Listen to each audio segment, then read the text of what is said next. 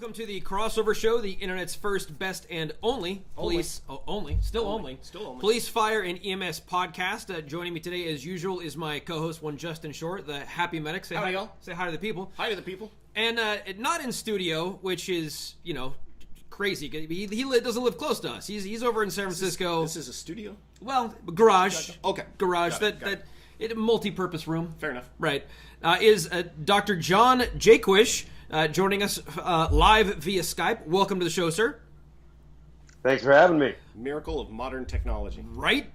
He's We're 45. talking to him over a connection that goes to space. It's pretty awesome. That's pretty cool. That's true. That's pretty cool. Good morning, sir. Yet I am local. Yeah. Well, true. You're just not in our garage having beer with us. Usually that's our shtick is, Right. Well, maybe with the follow-up I can. And that's another thing for our audience. This is our second recording session that's in the mornings, so there's no beer, so the witty banter might be a little bit lower than usual, but we actually have important content to share with our audience. Hey, no beer in the morning, that's a varsity move. That's a good idea. Well, it's self-control. I like to occasionally think of myself as an adult. Not often, mind you. Usually in the mornings. Usually in the mornings, true. So something to make sure that you are aware of, we do have an explicit tag for the podcast, so if you feel so motivated, you are welcome to be as profane as you like. If that's your thing. Fucking A. Yes! There you go. See, I told you he was going to finish. And that's why people keep coming back to the show and going to patreon.com/TCS to support the Crossover Show. Real quick, that's Daniel, Richie, Slappy, Deputy Dave, Philip, Art, Sandy, Richard, Daniel II, and Connor. So get on over there, guys. Thumb us a couple bucks. Keep the show free and free to download because you're going to get important content. MC, last week we were talking about how not to get dead. True. That episode hasn't aired yet. But we were talking about how not to get dead, and then you told me we had a guest coming on, and I said, "Oh, what's this guy got? He's got something to keep us from getting dead in the three disciplines because what's killing firemen right now is heart attacks and not wearing seatbelts. So if there's an easy way for us to hit the gym without hitting the gym, I think Dr. Jaquish has got the answer. Let's do it. So, should I call you John, Doc, Sally? What's your preference? John's great. All right, John. What's your safe word, John? I think you already said. Okay. Fucking A. So, all right, that'll be a safe word. Perfect. Yep. So, real quick, tell the listeners what's your background? So, that's an interesting story. I did not get into the things I'm into by any conventional path. I played rugby in undergrad. I majored in marketing. I went into an enterprise software sales job. And as I was finishing undergrad, my mother was diagnosed with osteoporosis. And so she was very distraught, and she's a bit of a hypochondriac. She thinks a lot of things are going to end her life that aren't. But that's a real thing. It's like, okay, yeah, if your doctor told you have osteoporosis, that's a problem. So I said, let me read about it. And so my mother, I don't know, she trusts me for some reason. Most mothers trust their kids just a tiny bit. Yeah. So also, they give a lot of unsolicited advice. She does that too.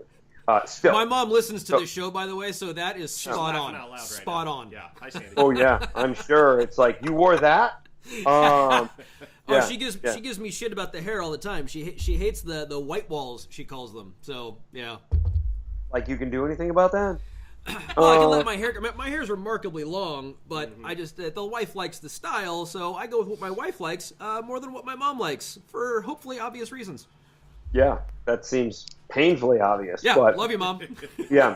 Well, I mean, there's a proximity issue. You get a lot more unsolicited advice from your wife than you do from your mother.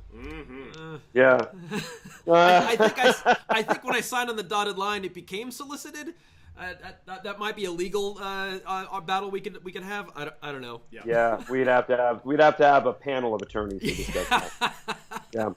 So okay, let me jump back into the story. So my mother was diagnosed with osteoporosis, and I started reading about it. And I had been told since then by many researchers and physicians and professors that if I had done my PhD first, I would have talked myself out of this because it was so unconventional, my approach. But what I looked at was who has superhuman bone density, who has the highest bone density of anybody in the world. And now, the way I explain this, it makes it sound like I came up with the whole thing in like an hour. This was like months and months of reading. So it turns out gymnasts have the highest bone density by far, but far beyond anybody else. And the reason is the rate at which they hit the ground. So it's not pulling themselves up or throwing themselves around or their flexibility. It's the rate at which they hit the ground and absorb forces. Sometimes they get to 10 times their body weight. Mm-hmm. Whereas a weightlifter, 2 or 3 times their body weight for like elite. Right? So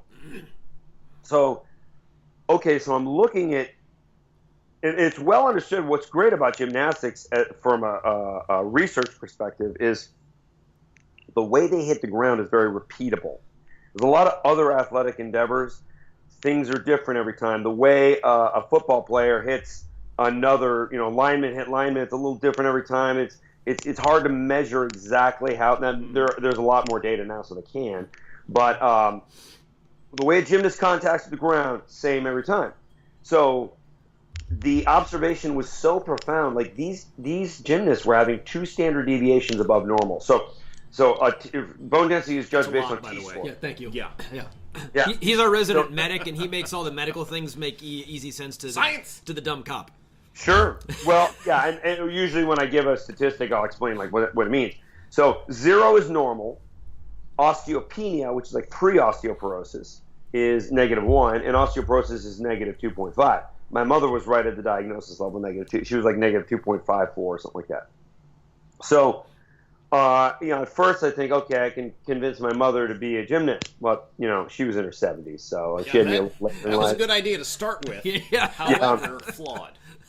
But I said, what if I could create a device that would load the body in the same manner that high impact would without the risks? So slow and controlled, computer monitored with biofeedback, computer screens telling you what you're doing and what you're safe to do. And so that's what I did. And I created a prototype, and I reversed her osteoporosis in 18 months. In 18 months. That's fantastic. Yeah, she was in her 70s. In 18 months, she had the bones of a 30-year-old. Wow. Yeah. And so I thought, wow, okay. So what I was doing was just in her lower extremities, loading her body to, I believe she got to like 6 multiples of body weight. Wow. So, right. So like I'm looking at this and thinking, wow, there's some massive triggers going on here that we just didn't know before. So obviously I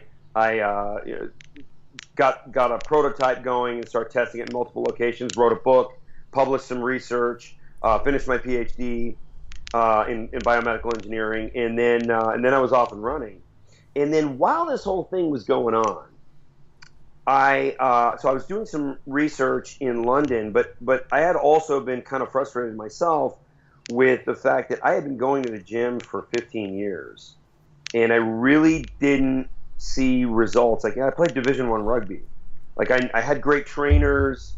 I did all the right things, and man, I think all the weight I put on just had to do with like getting older, not really. Like, I just was like the term like hard gainer, like as in it's really hard to put on muscle. Whereas I knew other guys who seemed to gain 10 pounds of muscle by mowing lawns for a summer. Like some guys are just, it's really funny. Like a lot of people take advice from pro athletes on how to grow muscular tissue or to become a better performer. And my response to that is, these guys they're gifted. They could do just about anything. Now, they may have an optimized program and they may have great trainers, but you want to look at the people who have trouble, not the people who were absolutely born to gain muscle very easily. Yeah. So like bodybuilding doesn't apply to law enforcement really, but you look at the guy who's like the current Mr. Olympia, and you look at pictures of him playing college and high school basketball. He looked like a bodybuilder back then. Wasn't even lifting.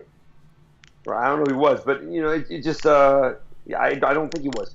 It's just like this guy was just genetically disposed to being a muscular person. So I never had that, and I always thought, like, as I was developing the bone density device, I wonder if there is an answer towards muscle here.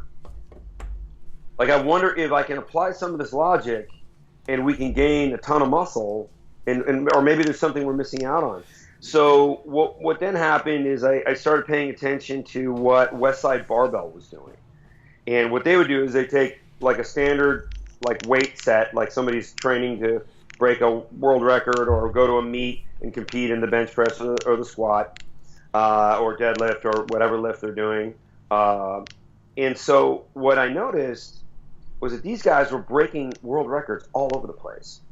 And what they were doing is they would offload some of the weight and add rubber bands to the weight. So let's say at the bottom of the movement down here, they're holding X, and then at extension, they're holding, say, 1.2X or 1.3X. Okay. So, and I thought, okay, that coincides with my research because I'm hyperloading the impact-ready range of motion, and they're slightly loading more that range of motion and offloading the weaker range of motion. So that made sense to me, and it just was kind of a casual observation. And then in 2008, I believe 2008, there was a study by Professor Anderson and some researchers with Cornell athletes where they looked at, they divided the Cornell athlete population into two groups, control group, test group. And the control group did their regular weight training. They tested them pre to post.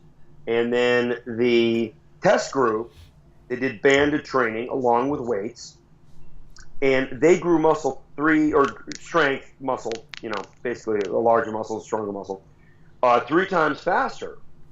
So triple the amount of gain in that same period of time.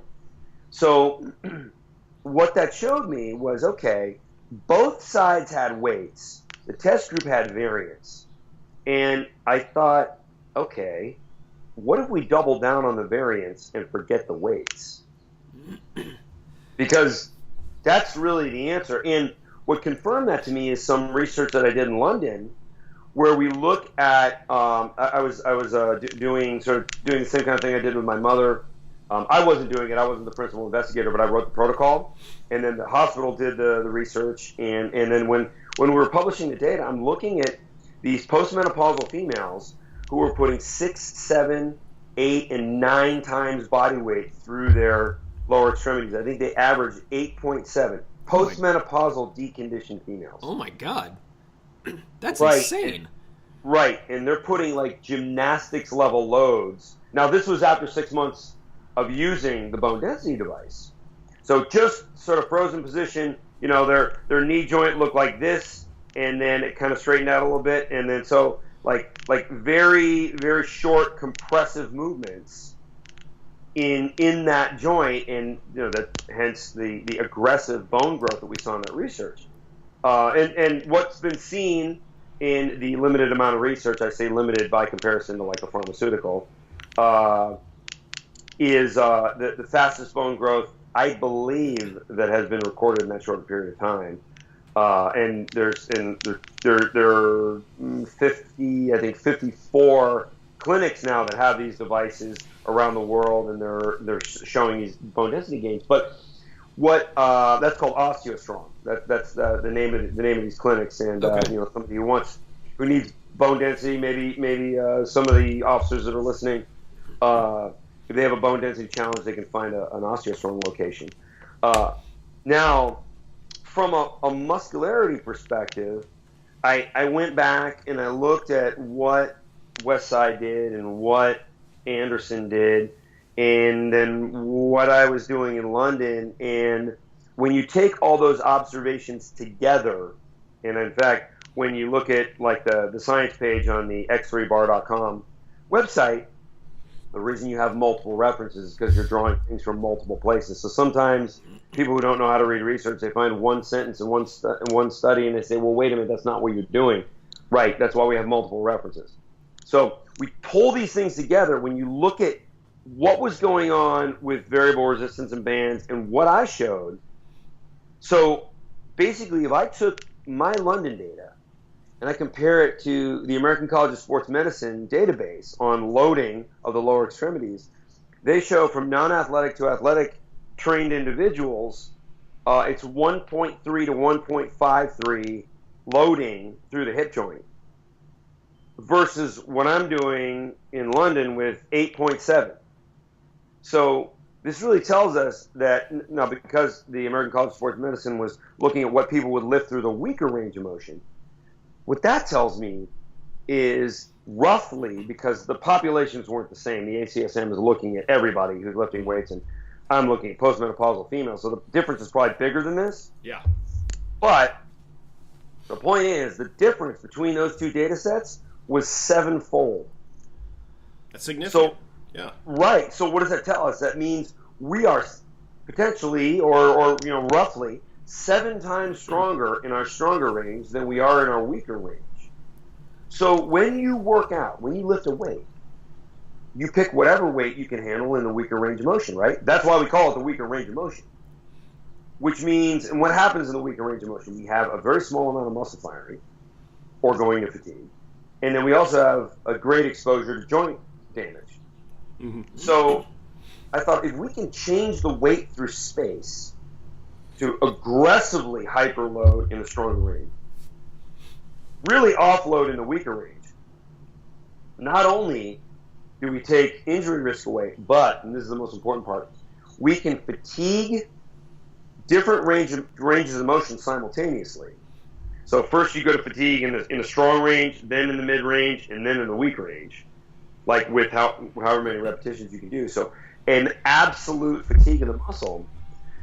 But you can really take your training, you can take every set further. So instead of going to fatigue in the weak range, you just have so much more muscle firing in the stronger when you go to fatigue there, and then marching backwards and backwards and backwards. So the last repetition is like an inch in a bench press.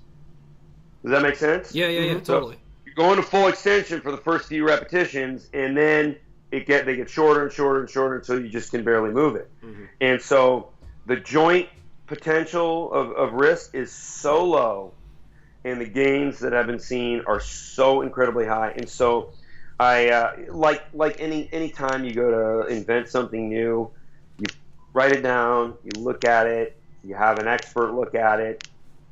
Typically, they don't share the same vision as you do. This is my second invention, and like the first one, everybody told me it wasn't going to work because it's just too simple, right? Like, how would that, like, no way. We got to make it as difficult as conceivably possible. Somebody would have come up with it by now if it was that easy. Yeah, right? Absolutely. Everybody needs to stop asking themselves that question. Agreed. Absolutely. Right. I mean, like, think about cell phones. We had touch screens, and then we went to keyboards, and BlackBerry was ruling the world of cell phones. And then Apple comes out with a phone with no buttons on it, or just a home button at the time. And everybody thought it was going to fail. Well, they made it simple, and it worked. Mm-hmm. Absolutely. So, right. And so what we're really doing is it's a band training system, but the bands deliver hundreds of pounds of force. Yeah. So that's one of the quick things, Doc. I want to jump in when you say bands, and when MC sent me over the link to the X3 bar, and I took a look at it, all I could picture was resistance training.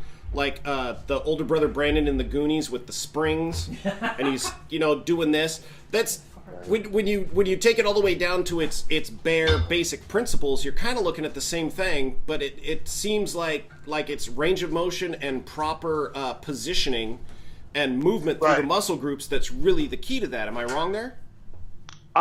It's developing a protocol with bands where you're delivering a higher force, where the biomechanics are optimized. So in the position where you can mechanically deliver more force or absorb more force, as the case may be when you look at some of the impact research, that's where you want the higher loads. You want the lower loads where the joint is more exposed and you have less muscle firing. So variable resistance. Unfortunately, bands have been used to be sort of a component in a lot of shitty exercise equipment. Yeah, sort of you mean like this one? Kind of stuff. That's actually. Let me look at that. So Are there layers on that, or is that molded rubber? No, this is the molded rubber belt out of my minivan here. He took the timing belt out. What? No, I would put the over the door jam like pull up bar, and then do assisted pull ups or dips or whatever using the band. So what's interesting is, as I was putting this together, I'm thinking now physical therapy. So first, I took it to some physician friends that I'd worked with the medical devices, and they were like, I don't know, but they're not necessarily exercise experts. Mm-hmm. And I took it to some exercise experts, and they don't like anything that's not really conventional, or they have trouble swallowing it. Then I took it to a group of physical therapists. There you go. And what they instantly like, oh man, like I get it, because physical therapists for forever have been using rubber, because like with outward rotation, if I'm moving my arm outward, so they'll have you grab onto a band and move it, right? So they can deliver more force in specific places where you're more optimized. So they've been using it for years. The problem is, as we started playing with bands, and I said, maybe what I ought to do is just write a book about band training and not develop a product. But the problem is, that band that you just showed me right there, if you tried to do a bicep curl with that, you stepped on it and started pulling on it, your wrist would twist like this. Yep. And it would hurt your wrist, and you wouldn't be able to get through a set. The force is all in the wrong place. Yeah. Right. Oh, yeah. It's just torquing joints. Mm-hmm. And then, like, if you're doing a deadlift with an even heavier band than that, your ankles are bending inward. And so you'll either create an injury if you power through that, or it'll trigger what's called neural inhibition, which is where your central nervous system starts shutting muscles off because you're really uncomfortable, because something's going to injure. Yeah, to prevent injury, your brain just shuts down. Right, and so like when I thought about writing that book, I started just doing stuff with the bands, and I thought, I'm just like 2 days into it, like I could barely like rotate my wrists. I had so much pain, and so I thought, no, that's garbage. What I need is an Olympic bar with a rotation hook in it to grab a hold of the band, and then I need something that'll clip the band to the ground. So then I came up with a plate. Now, because you're so much stronger in the stronger range, these things needed to be really powerful. Mm-hmm. So I needed to build them to the standard of Olympic bar. So they can handle, over 500 pounds. They haven't been tested for failure. I estimate, 800 to 1,000 pounds they'll fail. We're not going to find many people that are lifting 800 to 1,000 pounds. Nope. No, not in this audience. So sure. So here's the thing about the X3 that gave me the biggest kind of getting really excited about it, and that's how long you work out for in a day. I mean, I think when I was starting to work out a couple of years ago, lifting weights, I've got 300 pounds of weights not 2 feet from me, a weight bench. It's used for storage of the light for the pool table right now. It's true. But we dropped all this money. I've got the Select Tech weights and all this stuff. So if I'm going to work out, you're looking at 45 minutes to an hour. But correct me if I'm wrong, your claims are like 10 minutes a day. How is that? Tell me how that is possible. I believe you, but I want you to convince the listeners that that's actually a thing. So you go to a deeper level. You really only need one, and sometimes slow twitch guys, like people who are like more like better at endurance exercise, they tell me they seem to respond better with 2 sets. But you go to such a deep level of absolute fatigue. You can only handle like 1 or 2 sets per body part. Yeah, I've seen some of the videos on your site or on Facebook. Like an entire workout is 4 sets. Yeah, and I've seen people like just struggling. And that's the other thing, MC, is that you can put out an amazing piece of equipment. Did you ever watch any videos on how to properly use your muscle groups on the equipment that you purchased? Nope. No.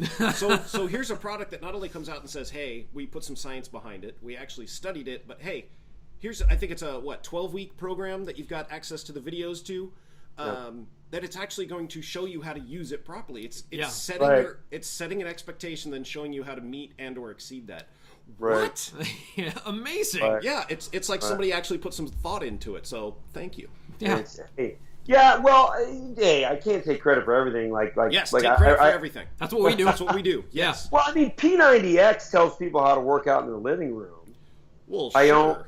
don't. You watch. I mean, not well. One of the problems with P90X is it's based on muscle confusion theory, which is complete BS. Like that's not a thing. So I've heard muscle confusion for a decade or more. Of that's what you need to mix up your workout. And you know why it keeps coming back is because Arnold would talk about it back when he was training, and like anything that Arnold said, like it'll circle back. It'll come back. Somebody will watch a video and be like, we got to do that. And it's like you said, Doc, Arnold is the perfect example of an already predisposed, an already heightened frame. You know, it's like the guys on the commercials that come out like, I drink this. It's like, well, you looked like that before you drank that. Right. You know. Yeah, so, if I showed you, like, you see my before picture on the website. So that's 1 year. I put on 30 pounds of muscle in 1 year. Which, by the way, the SWAT team that I trained with X3, they actually said, putting on weight is really good. Like muscular weight is really good because if you're in a like a riot type situation, some Antifa dipshit is probably less likely to try and grab you and punch you in the face. If you're a little more intimidating looking. That's true. That's definitely a possibility. That is absolutely like violence avoidance. They look at you and they go, "Not that guy." Yeah, I'm gonna pick out the skinny dude next to him. Right, Here's the problem. right. I might be that skinny dude. Right. Yeah. So a bunch of really powerful looking law enforcement officers show up and they go, "Yeah, these guys are gonna hurt us." Yep. So they're pretty interested in that, but. Ultimately, like if you saw a picture from when I was 30 years old, like I'm 41 now, I put on 30 pounds of muscle in my 40s. That doesn't happen. But I mean, normally it doesn't happen. So if you look at me when I was 30 years old, I was just a skinny guy. I wasn't muscular at all. I was in shape. I wasn't chubby or anything. But so like a lot of people, it's important to point that out. Like it's like there's a few places on Facebook where somebody is like, this guy's been lifting weights since he was 6 years old. Like he's so what? It's endorsing a product. Post a picture when I was 30 years old, and they're like, what? Like I can't even believe it's the same person. Yeah. That's what I'm most looking forward to. Just so our audience knows, I'm actually going to be. Documenting the 12-week program using the X3. Doc was kind enough to help me get my hands on an X3 bar, and so I'll be doing an unboxing video. And I'm not sure how the format's going to be yet. If I'll do a daily thing, probably more like a weekly wrap up of what I've gone through, how I'm feeling, what I think about the equipment. I'm 5'10". And 100, depending on the day, 155 to 160. I prefer the term lithe or svelte. Is that your oiled up weight or? Yeah, no, that's after doing a sweat lodge. Got it. Yeah. And certainly before we record, because after we record and I put down 4 or 5 pints, probably closer to 165. Yeah, there's nothing wrong water with weight. Extra pound of water. Water weight, yeah. Yep. So I'm going to be documenting all of that, and in three and a half months or so, we're going to have John back on, and we're going to kind of debrief the whole thing. So let's get to the crux of the matter, because if anything, I've seen people, if they have any sort of objection or, whoa, pump the brakes about it, it is not inexpensive. It's $500, right? Right. Well, that conversation has gone two ways. It's certainly cheaper than the equipment you have sitting right next to you. That is exactly what was going to be my point. Not to mention a monthly gym. If you're spending $100 on a gym, the stuff next to us does not fit under your bed or in the closet. No. As a matter of fact, if this works the way I anticipate that it will, I'm looking forward to getting rid of this shit and opening up the garage a little bit more, because it's blocking a huge amount of space. So right. what about... Yeah. So what I tell people is it has not that the Bowflex is a standard of the best fitness equipment ever, but it was the most successful home gym. Mm-hmm. So it's double the weight capacity of a Bowflex, and it's 1/3 the price. It also fits in a drawer or backpack. Yeah, absolutely. So, and the SWAT guys that I trained on it, they travel with it. I was just going to say, this is something you can take with you. Yeah, they have to go places, for like riot control or whatever. And so they may be in LA for a week or something like that, and they're struggling to find like a gym that doesn't suck, and the hotel gyms all suck. Of course, yeah. Yeah, right. So they just bring it with them, and I travel everywhere I go around the world. I check a bag because the TSA is not like a 21-inch iron bar. Probably not. A tool, I think you're okay. Yeah. He works at the airport, so he tends to know these things. Gotcha. Yeah. Gotcha. But you've got this small. When you put it in the context of having to have a home gym that can do all of these things that your product is doing, and it still doesn't get to that point. Somebody comes out and says, "Oh yeah, I spent $500 on some bands and this thing I stand on in a bar." Yeah, that sounds crazy, but there's more behind it. It's not some guy with a ponytail on this swinging thing on late night TV, Tony Little, doing all the range of motion you can do if you just take the dog for a walk twice a day. Right. But there's definitely, you put the science behind it, which is something I love to see in a product. You didn't just come out and throw it out there. You were looking for a solution. Couple of different answers. I think it's like for a complete home gym solution where you can actually gain a ton of strength, muscle, be leaner. So one thing I didn't discuss is I did a meta-analysis, which is where you take all the research in a certain academic subject and use statistics to normalize it so you can score and then come up with a more definitive answer. I found 23 different data sets in peer-reviewed published literature that looked at what it takes to upregulate growth hormone through exercise. So, as it turns out, stabilization firing upregulates growth hormone. So, like a free weight squat versus a leg press, no growth hormone to the leg press, even if you're handling more weight. Really? But when you stabilize with a free weight squat, there's a growth hormone increase of about 400. I think it was 435%, if I recall correctly. Now, there's only one thing that changes that, which is there's the more stabilization you're firing based on the load. So the heavier you would squat, which of course does get dangerous at some point, with X3, you're handling more weight at the top where you can handle it. So more stability firing with more repetitions than you would ever do. So like, for example, when I do the chest press, I'm 375 pounds at peak force, which isn't the biggest bench press in the world, but it's not a full bench because it's lower weight, when I'm down here. Yeah. But I hit that like 20 times.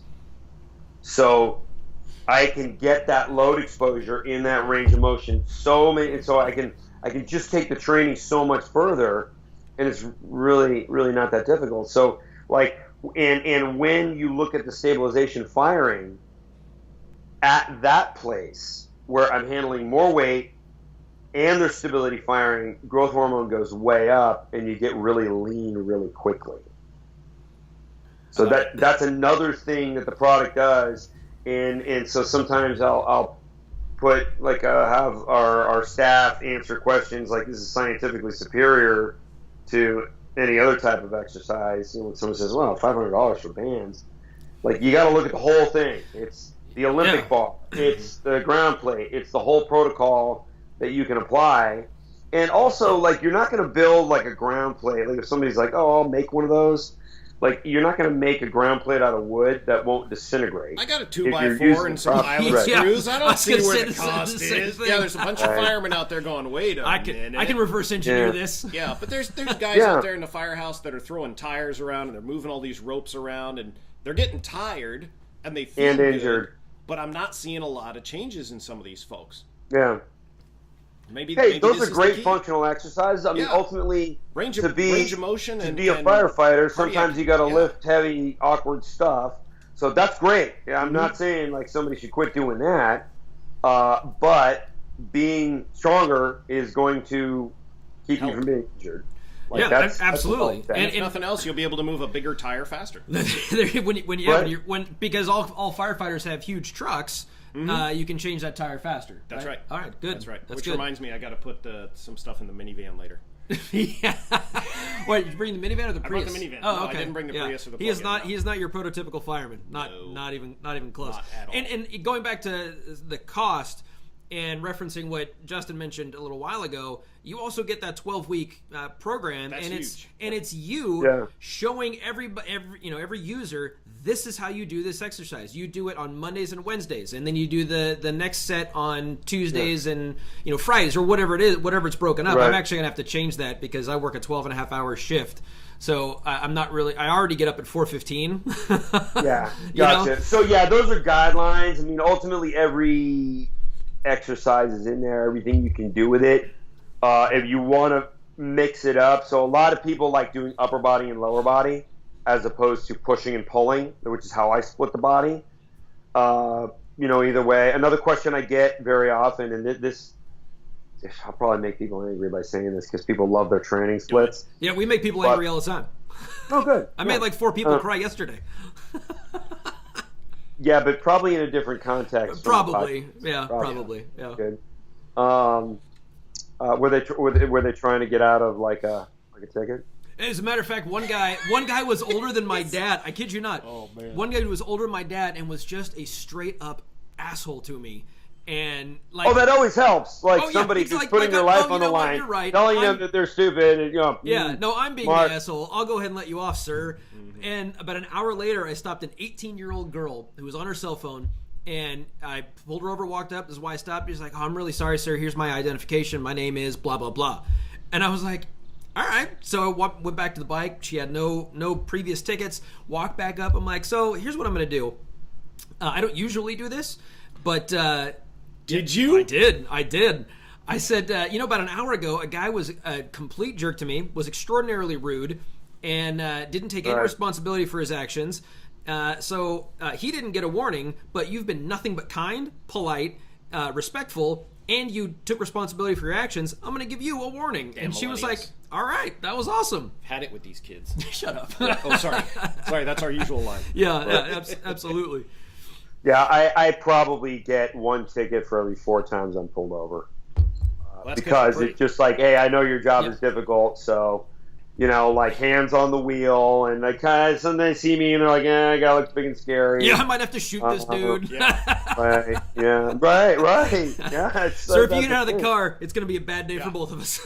So real quick, one last thing I want to throw in, and maybe MC's got another last question for you. Since you've got so much science behind the X3, are you still looking at improving or looking at new ways to build the bone density to make us stronger? Will there be an X4, or have you kind of reached the pinnacle of what you were originally looking for? No, we're getting to exactly what we need. So we have a drastic difference from strong range to weak range, and we can fatigue all ranges of motion in one set, and that is going to deliver incredible gains. Now, like for me, I do nothing fitness wise other than X3 and OsteoStrong. I still use OsteoStrong for bone density. Now, of course, bone density, you have to look at that. It's pretty important. Now, more important for women than it is for men, but guys got to know where their bone density is, and they test that at OsteoStrong locations. So the higher your bone density is, the more muscle you can hold, because that's one of the limitations. Like think about like a Formula One chassis looks different than the chassis on your Prius, right? Like the Formula One chassis is designed to handle a really Are we sure that's powerful accurate? Have you done a study on this? Yes, there is data. Yes, there is data. Yeah. You put a Formula One engine in a Prius and you'll blow the wheels right off it. Like it's not meant to handle that. So like the more bone density you have. So but basically what I'm doing for my fitness is only X3. I'm lean. I have veins in my abs. Thank you for throwing the B in there, because I thought for a second you were going to say ass, and that would have been weird. Mm-hmm. Yeah. Yeah, that would have been weird. I mean, you may have veins in your ass. I don't know. I mean, that's not something I need to hear about. To get vascularity in your glutes, you have to be like. Man, this show always comes back to abs. Really? Doesn't it? Doesn't it though? Yeah. Really I like that we have somebody on the show that it has the knowledge to actually call it glutes and not just ass, like us. Yeah. Yeah. Right. Yeah. You know. We're Yeah, simple. typically. He's deep in the science. He's deep in the Well, science. yeah, if I'm giving a lecture like a World Congress of Medicine, I definitely can't say it. I know, right? Is they that always sanction my presentations. is that why we've as never well. been invited to speak to that kind of a crowd? Probably. All right. Yeah. Oh. I got a funny story for you. I was speaking last year at the World Congress on Osteoporosis, and the opening sort of ceremony to the World Congress, they had like some entertainment, and they hadn't done that years before. The entertainment was a lecture on the different varietals of wine grapes and how they had spread over time in different populations and thrived in different types of soil. So it was an academic lecture, like heavy in statistics. Entertainment. Yeah, who's entertained unless they are handing out wine to go along with it. Yeah. I mean, you can find the pleasure. I have a brief PowerPoint on that subject. So it was like, and so I brought my girlfriend at the time, and she's like, "Is this for real? This is the entertainment. This for is the how night?" data scientists relax. Yeah, You it's a take group me of to the scientists. sexiest places. Yeah, it's a group of scientists, and they really that's what they are. Wow. And they no magic or They didn't give you any reading or like jazz anything? hands or Oh man, Oh. it was all. That's I'm not a painful. wine drinker, so I didn't give. wow. I mean, it's like okay, I'm shocked that people are collecting this data. That was like the best. People really care Everybody needs data. Yep. about the history of different specific varietals and sub-varietals of grapes, like. If I know anybody that likes data and wine and would just nerd out on it, That'd be me. This dork But right here. here's the thing. As ridiculous as it was, here you are recounting it and remembering it. And we have been entertained. So Yeah. who's the asshole now? Yeah. Oh well, I still found it. It was like I found it like kind of bizarre. Not like I mean I'm a researcher, so I got the statistics and it was kind of fascinating. But what just I kept coming back to is like, people care about this? Really? Well, I It's can't. not curing a disease or anything. Yeah. Well. Like, Yet. Yeah. The They other say- shit that we do, that does. Yeah. So, can we get back to that? I find that much more interesting. Well, I cannot wait to get my hands on the X3 tomorrow. It's due to be shipped or received Beautiful. tomorrow. So I plan on hitting it as soon as I friggin' rip that thing open. So I'm really looking forward to Should it. read the instructions. Read the instructions. Go online and watch the first couple videos. So Whatever. you get an idea The what instructions are the video.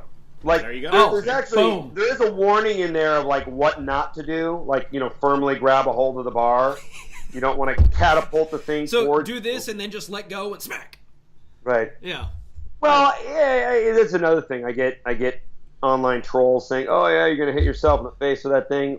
Like a weight, maybe. Stop punching If you yourself. bench Stop press and punching you let go of the bar, like How do those people Like, tie that's- their shoes in the morning? Yeah, I'll give him credit for being able to how to work the internet. I Yeah, mean, well, it's just on. You just walk Yeah. into the library and it's on. oh, okay, Yeah. fair enough. Well, Fitness discussions don't necessarily attract only intelligent people. Yes. all right. That can be applied to just about anywhere. But when you're Also talking, true. when you're talking to someone who has been ears deep in the data and came out with a solution, you don't troll that guy. You Well, just what's don't. really interesting is I thought I would have, by comparison, when I launched the bone density devices, I got tough questions from physicians, but I did my research and I could answer those questions. Mm-hmm. And I really didn't get the kind of pushback when, like, it took time to collect the right data to answer those questions. But once I had the data, physicians, researchers from all over the world were like, wow, that sounds really great. Yep. Yeah, Like, I really it's hard like to your argue with approach. data. Right, but when it comes to fitness, like somebody just wrote a nasty review about X3, and that review really focused on the fact that they were saying I was taking credit for Westside Barbell breaking all these records. So funny. Never happened. I use them as a reference. So this guy doesn't understand how scientific referencing works, and why would he? He's a personal trainer. Mm-hmm. But the fact that he so definitively said, well, this is what these guys did is wrong, and he's like reviewing the science, like, you know what you're doing? You don't. Like, you don't understand how this works. Like the same kind of guy wouldn't ever walk up to you and be like, you don't know how to ride a motorcycle. No, I get that all the time. Maybe they would. I don't know. This just gets the real critters to crawl out of the woodwork. People tell me how to do my job almost every day. And it's like you said at the beginning, Doc, there's going to be somebody that comes out and finds that one sentence in all of your research and goes, and there's really nothing you can and do that's what they do, and they find one sentence in one study, and I'm like, but if you launch a product and you only have one reference to a piece of research, then you better be doing exactly what's done in that one study, right? Yep. Makes sense. If you have 8 references, that means you're pulling things from different parts of medicine and sports science to make a different argument. Mm-hmm. But cross-observing these different things, which are all really about the same thing. Here's another thing. I talk about the bench press sticking point, which is really the same kind of argument. Like, you're weak back here, right? There is a sticking point where you can move just, off your chest, and then that's where people go to fatigue. Well, it's the same argument. One is from a biomechanics perspective. Another one is from a variable resistance perspective. It's the same discussion. Same muscles. Yep. Right. But they don't understand that, therefore they're irate about it. Well, this has been a fascinating conversation. I think our next show, we're going to have to go back to talking about movies and beer to kind of, mentally mentally etch a sketch our brains from all the information that we've got. Do you want me to show you guys like how it works? I've got an X3 right here. Yeah, sure. Let's do it. All right, yeah. So okay, let me get some light in here. Okay, so here's my TV, here's my living room, here's my gym right here. Your gym is in a drawer. Right. And for those of you just listening to the show as opposed to watching it, I'll do a play-by-play. He's pulling the... Oh, go ahead. John is reaching into a drawer right now. He's pulling out a bar and a plate, and he's dropped something that appears to be bandish. So the hooks on the end there, you said those they rotate, right. Okay. And this is the ground plate. You can see the channel where the band runs underneath. Excellent. So throw that on the ground. I'll do the chest press, so I don't actually need the plate. But let me set this right here. I like that our show has live fitness demonstrations. Right? What other police... Fire EMS police podcast has live fitness demonstrations? None of them. None. Can you still hear me? I took my headset out. All good. Okay. All right. And that's the great thing is we're doing live fitness demonstrations on a radio show. Well, we got the video. We'll put up the video as well. What the listeners at home don't know is that we're just sitting here drinking beer. I'm setting up with chest press. All right, so he's setting up the bands. Yeah, the bands hook on either side of the bar. Right. Some exercises it's doubled over like this. For range of motion, it would be single. Okay. Right. So for the chest press, I'm going to hold it like this, throw it around my back, drop it so that it's just between my deltoid and my tricep. I know where those are. Thank you for pointing that out. Just helping. Okay. So right here, it may be, 40 pounds and I move it like an inch, but it's 250 pounds of extension. So I can do repetitions from weak range to strong range, and the weight climbs as I'm getting to a more mechanical, advantageous position. So I'm getting the benefit of hitting that really high load at the top, but not the detriment of of the high load back here where my joints are at risk. It's kind of like gear shifting on a car, if you think about it. Do I have to? And you go. Oh, also, really important to point out, you go really high reps with this. Like you don't need to do like 8 reps to like grow. Like I'm starting to get tired now. So. And if I'm understanding it correctly, and I'm not sure you can hear me at the moment, can you hear me? Yeah. Okay, perfect. So you just go for one set until you can't freaking go anymore to fatigue. Right, and so then my reps start going right here, and then it finally ends where I can only move like an inch. You can't push out any further. So absolute fatigue. So the system comes with 4 bands. Can you talk real quick about the difference between the bands? I assume it's a weight load. Yeah. Okay. Yeah. So, right. Let me put my headset back in. I'll hear you better. 4 bands. I'm gonna guess I'm not. The lightest one. So, the lighter ones you're going to want for some of the smaller muscle groups, and anybody who's over 40 probably has compromised shoulders, right? Yeah. I mean, there's the greatest range of motion in the entire body is in the shoulder, right? I mean, look at what we can do with our shoulder. So, a lot of people have shoulder injuries. So there's 2 different shoulder exercises. Like we start off doing the upright row, and then you move to the overhead press. Okay. So he's gassed. he's freaking Yeah. tired. That's the thing. For those of you listening, he did the exercises. Yeah. Not more than a minute and a half. Tops. And here's a guy in great shape. yeah, I mean, you can range. see like the vascularity in my triceps right now. Like And it's like blood's like pumping in there. What'd you do? Like 15, 20 reps tops? Tops. Yeah. Yeah, you're gasping. I'm a little. I actually held back a little watching, bit I'm a because little tired. I got my like real workout to do later, and I usually do it. I try and do it like mid-afternoon, which seems to be where I'm highest energy, and usually I get some phone calls and some emails that really piss me off. So I can Yep. I can really use the Gotta jerk it out. Yeah.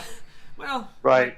No. So, Okay. Just working so on then taglines for him, the that's next all. emails that piss me off, I'm like, yeah, okay, so this guy sucks. All right, so MC, your X3 is coming tomorrow. You're Yes. going to do an unboxing. You're going to Yes. jump into it. Yep. We're going to get weekly updates on your progress here. Yeah, I'm gonna do measurements. Body measurements to see to track the gains. That's the word, right? The gains. Mm-hmm. Yeah, I'm gonna track the gains. I'll be weighing myself at the same time. Do you recommend a weekly or daily? I've heard weekly at the same time for consistency's sake. Is that what you would recommend? What I'd really like you to do is do a bioimpedance test. I don't like tests. Nah. It's okay. So what There's is no- that? What is that? It's not even so like it puts an imperceptible electrical current through both hands and both feet, and it'll tell you your muscle versus fat. It's like a percentage body fat, but it tells you like where muscle is, where body fat is. There's probably one in your neighborhood, like at like a doctor's office or CrossFit gym or something like that. You can probably just do a Google search. And what's it called again? Bioimpedance. Bioimpedance. Look for the in-body machine to make a great one. There's actually one that I think works a little bit better, but I don't think they're in the States. It's like a French company. Well, I'm dedicated to this, but I'm not flying to France for it. No offense. No. Yeah, there'll be an in-body machine. Like there's one right down the street from me. I'm 9% body fat. So, like it's like, let's say in the first 2 weeks your body weight doesn't change, but you drop 2 percentage points in body fat. Well, that means you gain Yeah, that's muscle. significant. Yeah, absolutely. You're going to drop body fat while you're doing this too. Okay. Doesn't sound like you have a lot of body fat to lose, but you. I'm about 15% last time I checked it. I can Right. loan you a good 5 or 6 if you need it. No, I'm good, thanks. Yeah, all right. Yeah, being a supervisor does not help. All right, well, we know you've got a busy day ahead of you. Thanks for taking the time to come on the Crossover Show. I'm really excited to check your product out. I have high hopes and no reason to doubt my expectations. So I'm looking forward to it. Right now, there's a law enforcement discount code, right, that you guys have for the product. So... Yeah, we'll talk about that in the outro, and sure. We will absolutely. We've got something for the listeners, and yeah, it's going to be really cool, and I can't wait, man. I wish it was friggin' Friday. Awesome. So thanks so much for coming on, Yep. Dr. John Jaquish. Thanks. Appreciate your time and awesome. and all Thanks the for having me. X3bar.com. X3bar.com. Cheers. Awesome.